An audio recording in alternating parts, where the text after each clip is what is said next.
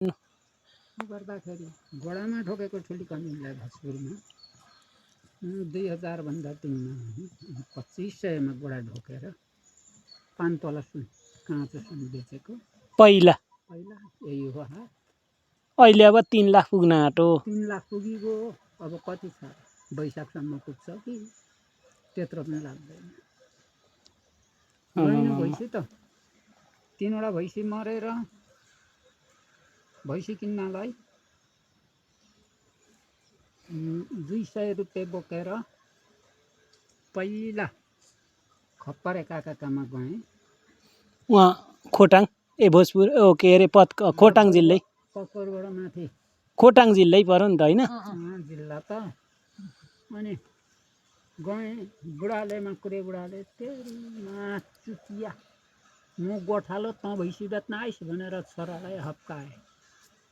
अनि भैँसी पहिला बेचे मुन परेको थियो 200 नै दिनु पर्यो त भनेर 200 रुपियाँ पनि भारतेको बाउ भन्नेसँग एक पाथी रक्सी र 26 रोटी लगेर मानसामान गरेर त्यति गरेर पनि बाँसभोटे जग्गा पुसमा तिर्न नसक्दाखेरि त्यो जग्गा खानु भनेर कागज गरेर ल्याएको थिएँ। अनि मनमा त्यतै छ नि चिज। त्यहाँदेखि यसो सोचेँ 100 चाहिँ रहन्छ 100 चाहिँ अब घिउ बेच्छु। भैँसी 3वटा भैँसी बुलु खाएर मरेर म यता आइरहेको थिएँ। दिदी गोठालो थिइन् डाँडातिर छोड्दैछन् भैँसी 3वटा मरे बुलु खाएर एकैचोटि। अनि एउटा रह्यो। अनि गोठै शून्य भयो।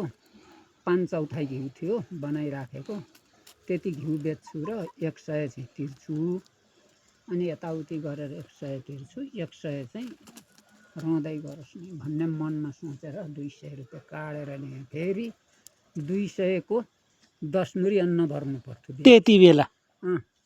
10 रुपियाँको 10 पाथी अन्न भर्नु पर्थ्यो। त्यति पैसा ब्याज तिरेर पनि ब्याज त्यति लाग्थ्यो। 10 रुपियाँ काटेर ल्यायो भनेदेखि वर्ष दिनमा तिर्दाखेरि 10 पाथी अन्न र साउ तिर्नु पर्ने। तर बुबा अहिले र पहिला अझै अहिले सस्तो हो कि? अहिले सस्तो नि। त्यहाँदेखि खप्परेको बाउले दिएनन् माकुरीले भैँसी लो हत त चिल्ले खाने त्यतै होला नि खाओस् नै चिल्ले कति सोधेको। अनि त्यहाँदेखि त लु होस् त भनेर मानेमा गएँ।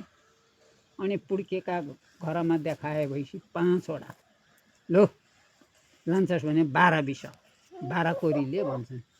200 रुपियाँ यत्रो पोको बोकिरहेको छु झोलामा डक्की पैसा नाम्लो लाएर बोकेको छु। अनि त्यहाँदेखि त भरे भरे ढाड कुकुरले लौ 9 कोरीमा लैजा म दिन्छु असारमा ब्याउँछ भन जेठको कुरा। अनि 9 बिस 180 रुपियाँ पैसा गनेर फेरि त्यो पैसा गन्न लाग्थ्यो 3 घन्टा यसो गर भुइँमा झर्दा टिनिनिन बज्यो भने पैसा चल्यो ढ्याक गऱ्यो भने त्यो पैसा चल्यो। फेरि त्यहाँदेखि 2 बजेन। अनि 9 बिसमा भैँसी लगेँ। त्यहाँदेखि गएर भोजपुर ल्याएर घिउ बेचेँ 5 चौथाइ घिउ बेच्दाखेरि 100 रुपियाँ बल्ल बल्ल भयो। अनि त्यति लगेर गएँ। म पहिला अर्कालाई यस्तो उस्तो म फरमास नगर्ने नै हो पहिल्यैदेखि म केही नगर्ने लगेर गएँ।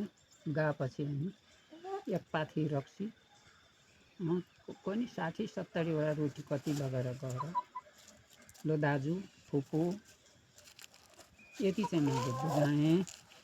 तपाईँको ब्याज कति पुग्यो बरु ब्याज तिर्छु अरू चाहिँ पैसा रहोस् कागज बनाऊ भन्दै मानेन। अनि भरे अहिले भन्दा पहिला धेरै शोषक है।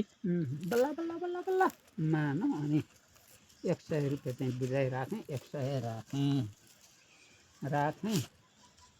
त्यहाँदेखि त भैँसी ल्याएका हप्ता दिनमा भैँसी ब्यायो पाडी पायो राँगा मन पर्दैन थियो।